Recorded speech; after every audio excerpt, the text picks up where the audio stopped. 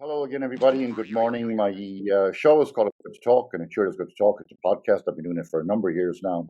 I first got into it to promote a book for my friends, and that's how it all started by Stoney McGurn.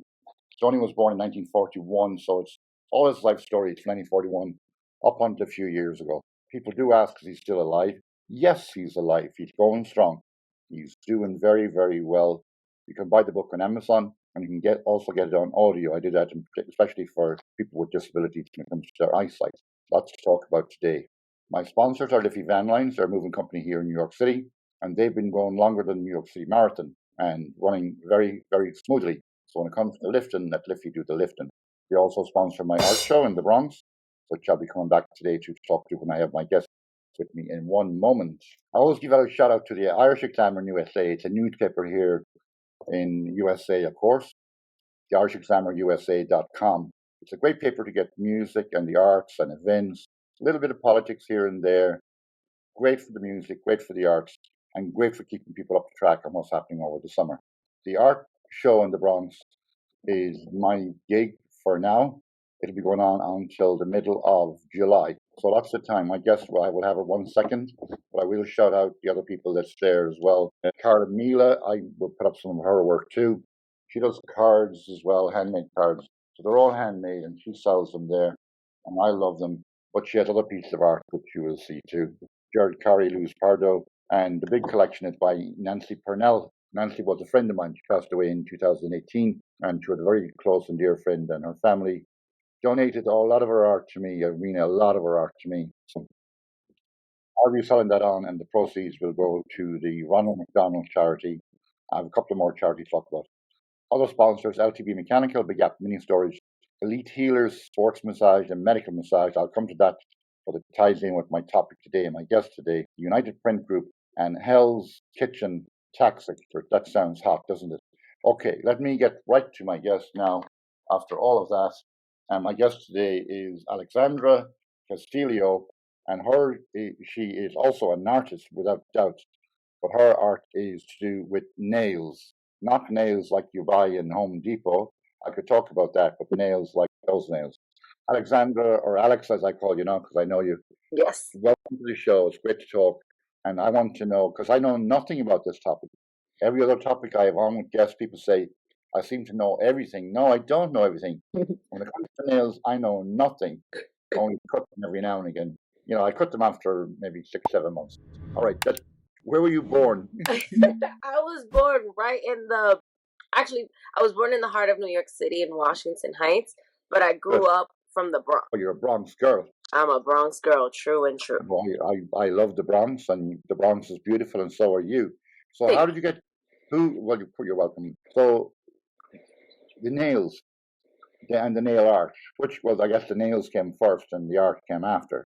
Right, but then it's like the chicken or the egg. What really came first? Well, the nails came first, yeah.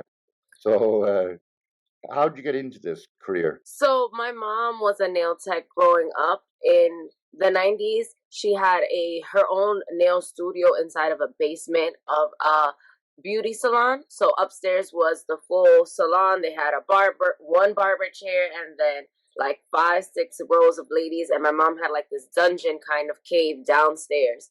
And that became my first experience and love for art, being able to see my mom transform these women and me playing with nail polish from a young baby. I remember being in a stroller down there and growing up and just always carrying that lifestyle throughout my years. Like, I didn't have to go to a nail salon. I would do them myself. It was fun. That's a lot of fun. I was going to ask you that question, like how old were you? But clearly you were a toddler. I was a baby, so I was born into a salon. I think the youngest guest in a profession that I done here was another Alex from Bulgaria, and she plays professional piano, and she was playing piano at the age of 4.5, 5 years old, and she's a twin sister, and they still was a professional. But they don't know how to play piano by now; they never will. Like, I think starting young in a lot of careers is very, very, very important and necessary. You just cannot become a nail, you said expert or whatever a minute ago, at my age, you know. You can observe and you can admire, but to learn the trade, So go from there. Then the next steps in your career, when you got out of your nappies, and When your I got mother, out of my nappies and I yeah, went on to high school was the next phase of my nail career where I okay, was now we had YouTube, we had Facebook, and we were able to connect online. So the funny thing was that I was able to see the eras and the evolution of my industry. So right, growing up in the 90s was all regular.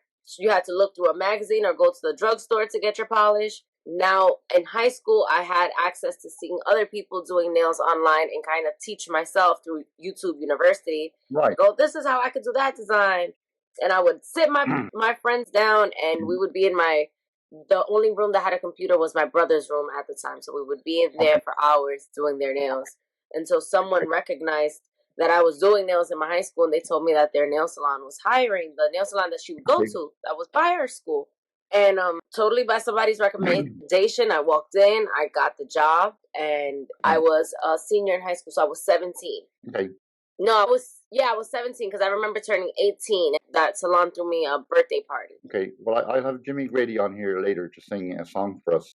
And when I introduced him one time, I introduced him as being 11. No, I introduced him being 12 years old. And he nudged me in the middle of a eulogy. And he said, I'm not 12, I'm 12 and a half. I said, I'm sorry, that half year makes a difference. Okay. We're like that when we're young, but you're very industrious, and you seem to have an ambition and a desire. And a desire is a great thing to have in a trade, especially in something like nails, because for some people, they think of nails as for scratching your head or scratching your ass or whatever. They don't think of nails as being a part of your body, and it can be exuberant in terms of another fashion item. Would I be correct in saying that? Yeah, you are correct. It can be a fashion statement, but it's also something that we kind of overlook, like you said, where we forget that it's a part of us, it's attached to us, and sometimes we forget to like, oh, it's time for a trim. It's a part of our hygiene, making sure that our nails underneath are clean, making Yes. sure that there's no hang nails that an open wound, something that can get infected. So it's a part of our Right. daily, like we're using our digits every day to pick something up, Yes. feed ourselves, bathe ourselves. That's the function of the nail. I do cross over some podcasts here. I did have Adam Cardone on here. Well, it's months and months ago now. He's a medical sports massage therapist, and he has YouTube, and he gave a lot of good ideas and simple things we can do, like for sciatica or other like things to help you. But we talked about the benefits of massage, and one thing that came up was, I guess, blood pressure and blood circulation. And he taught me a simple trick, like if you like squeeze top of your finger like that, your nail, and the blood goes back. And then if you have good blood circulation, when you take that off, your nail is fully red again, which means Yep. you've. So I clearly have good. Yes. I also have some green blood in me because I'm from County Mayo. So I have red blood and green blood. But Adam explained some of those things. I mean, his YouTube, we put it up on the screen as well when it comes to all aspects of health and medical massage. So let's get back more to you. Where did the art come in then to the nails? From the beginning, because Oh, from the very beginning, that's why I asked you, was it really the nail or the art first? Because I didn't know how to do nails when I was a toddler in my mom's Okay. nail basement, but I took her polish and I was playing with it. Okay. And I remember her clients would give me the opportunity to draw a little design on their nails Wow. whenever my mom was done. And to me, that was like, oh my God, it was amazing. And I've always had a natural desire Mm. to want to paint. I didn't necessarily love drawing with a pencil or a pen, but painting Mhm. gave me a sort of fluidity that I just Right. desired all the time. That's really. I'm happy you said that. That's excellent. I guess you're more Vincent Van Gogh than Helen Keller. That's for sure. She'd spill a lot of paint. But like in terms of your clientele, I guess it's more ladies, more girls. And is there an age dynamic? Do older women think, oh, that's too flamboyant? So it's so funny that you mentioned that. It's true. Right now, honestly, what I feel like my specialty is opening up someone's mentality, someone's experiences to the other side of nail art, where you can do something more traditional like an American French, for example, is a traditional classic style that has now been modernized, where it's Can you repeat that for me again? An American what? an American French is a classic nail staple that we have, and it's basically an ombre. So from a natural pink nail base into an Oh, off white, okay. and that's a staple classic manicure that they'll teach Okay. you in nail school. Okay. Now that you explained it to me, it sounds familiar. It must have been one of my ex-girlfriends. She's probably in her 80s now. Anyways, I'll move away from girlfriends. So explain more of the modern art then, okay? Now, modern art, sometimes we can see like a lot of charms, or there'll be a specific color in the middle. Right now, current trends are 3D, where there's a lot of bulky kind of charms and real hyper realistic things added to the top of the nail. So we're adding textures, raindrops, water drops. We'll make it look dry or make it look like sand. And those hyper realistic details and designs is what's modernly done. So for some, that could be really like, oh no, that's too much. I don't want all those things on my nail. And so there'll be a way where I can kind of showcase your personality and express your art and creativity through some type of nail art. It doesn't have to be as exaggerated or exuberant, but simple is never basic to me. Okay, good. I like that expression actually. Nothing wrong with simple. I'm simple. Nothing wrong with a little simplicity. It's very important. And then, say when it comes to like men, do you have many male people coming in? Like, I know this is Gay Pride Month. It is. It is indeed, yeah. So you definitely would have to have some flamboyant gay men in. One of my favorite things is to cross the lines and kind of do our own thing. I never get to this.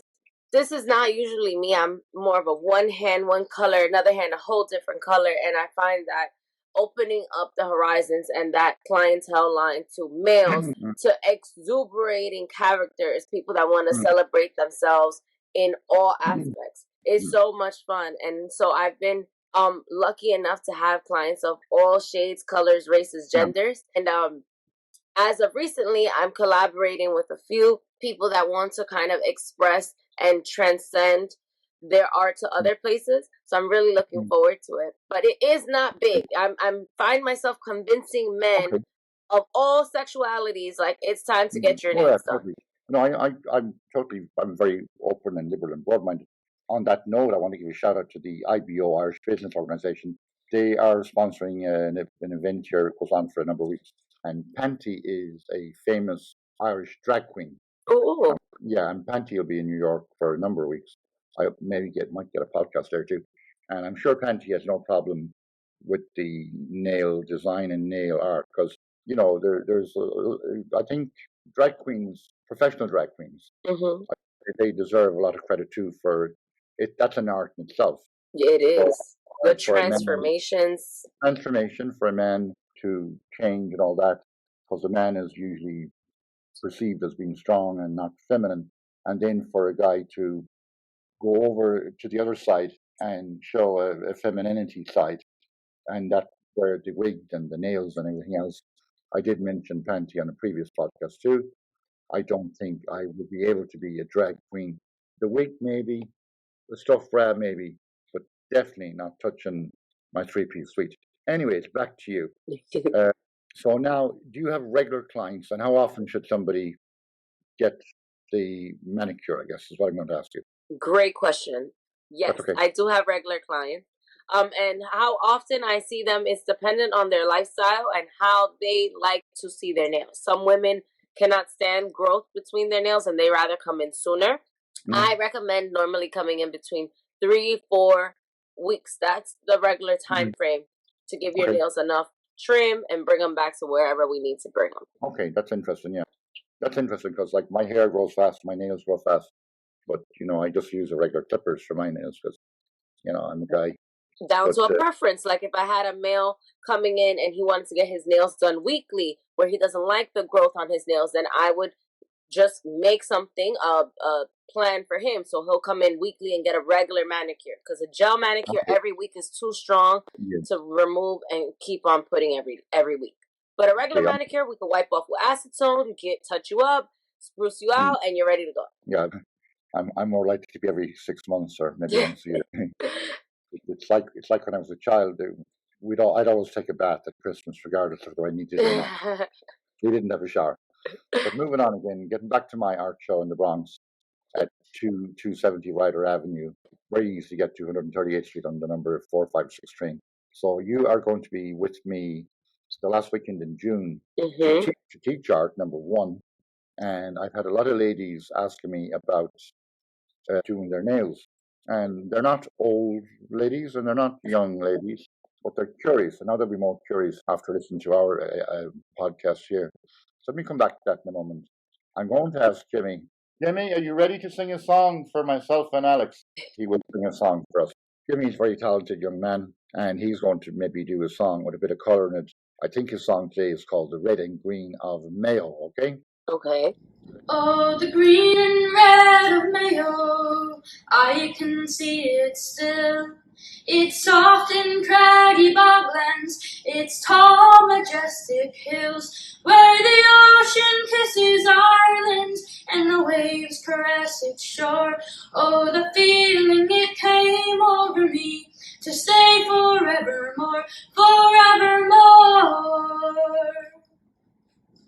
From its rolling coastal waters, I can see Patrick's Peak, where one Sunday every summer the pilgrims climb the reek, where St. Patrick in its solitude looked down across Blue Bay, and with the ringing of his bells called the faithful there to pray, there to pray.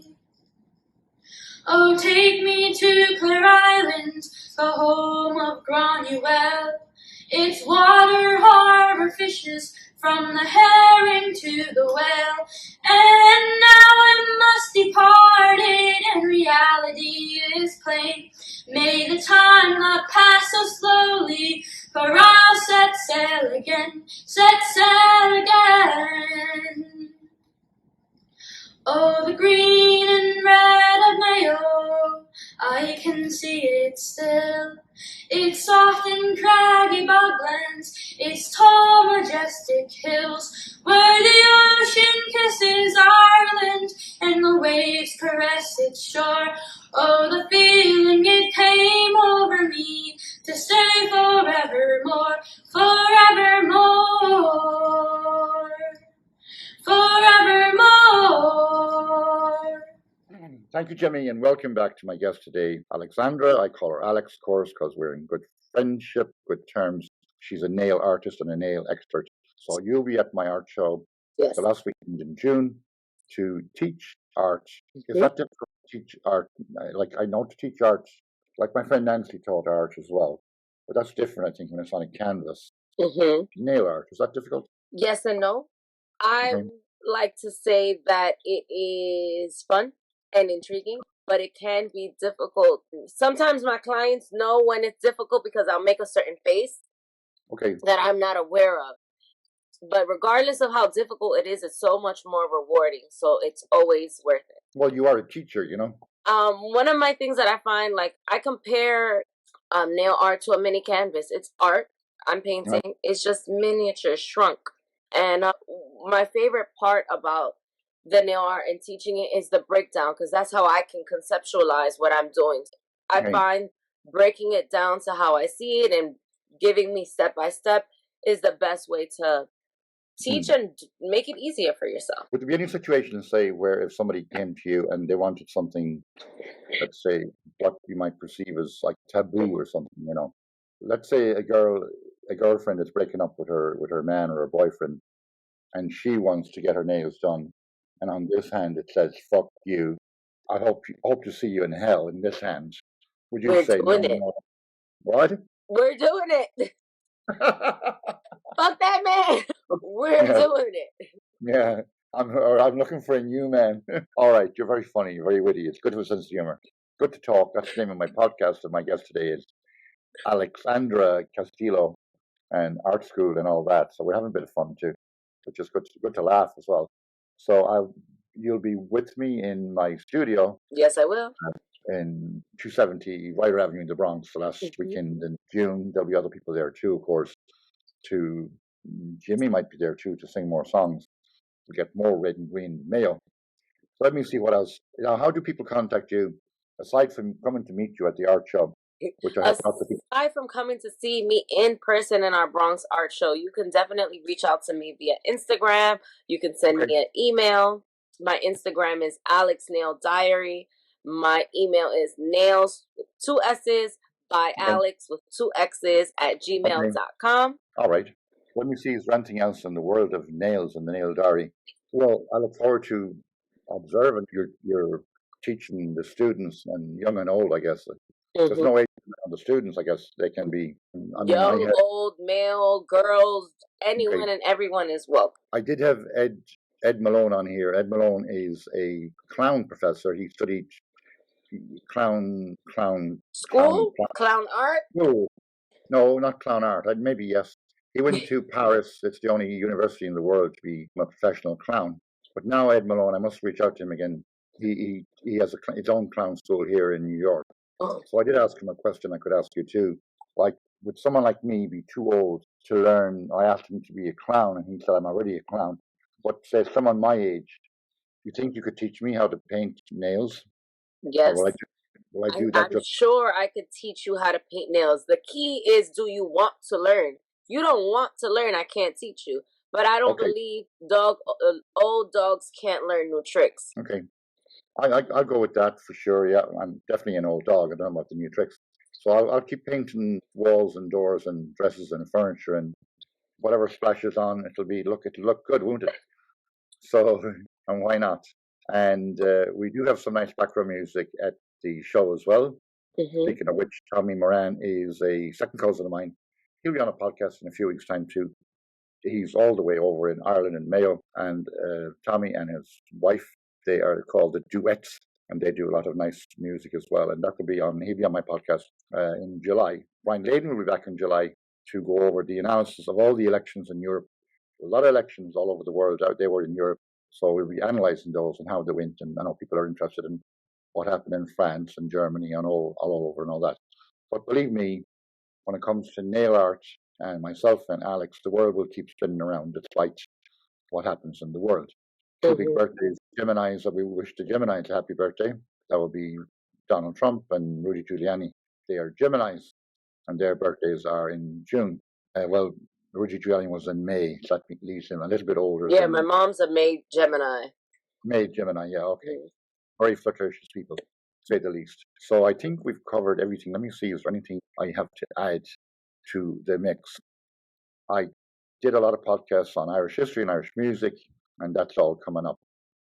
I did forget one thing to mention. I was down at 1010 Wins last week for their challenge. I used to watch them all the time. I mean, listen to them all the time. Yeah, good contestant, actually. They were giving away $10,000 for small businesses like yourself. The next one is coming in the Bronx, actually. And they had runner-up people, and it was brilliant to watch and see the passion and desire people had. One of the contestants is a popcorn company, and they'll be on. Very cool. They'll be on my next podcast after we go out. They do a nice fundraising event as well, where people can buy popcorn. I have a little shop now, popcorn shop, and I'm fundraising for a girl in Mayo who has a rare disease and is unfortunately. So that'll all be discussed on my next podcast, and I will put a flyer up here in case someone wants to buy some popcorn, and they give half of the proceeds to charity, whatever charity it is. So popcorn will be my next Nails Today popcorn. Next week. All good and all positive, and it's a mother and daughter team like yourself. I love that. I think my sister loves it too, so we're looking forward to it. So I think I'm going to sign off on my native language as I speak my Irish language, which means say Slán Abhaile. I'll wave with the back of my hand or the front of my hand. And Slán Abhaile means goodbye for now. Sin Scéal means that's the story. Agus, that means and. Bé Scéala, that means we'll have another story. So I'm going to go away with the music from the European national anthem, and it's called Ode to Joy. So Ode to Joy, Alex, I'd like you the June in the Bronx. So thank you for your podcast today. Good to talk. Good to talk to you too. Okay. So Bye, guys.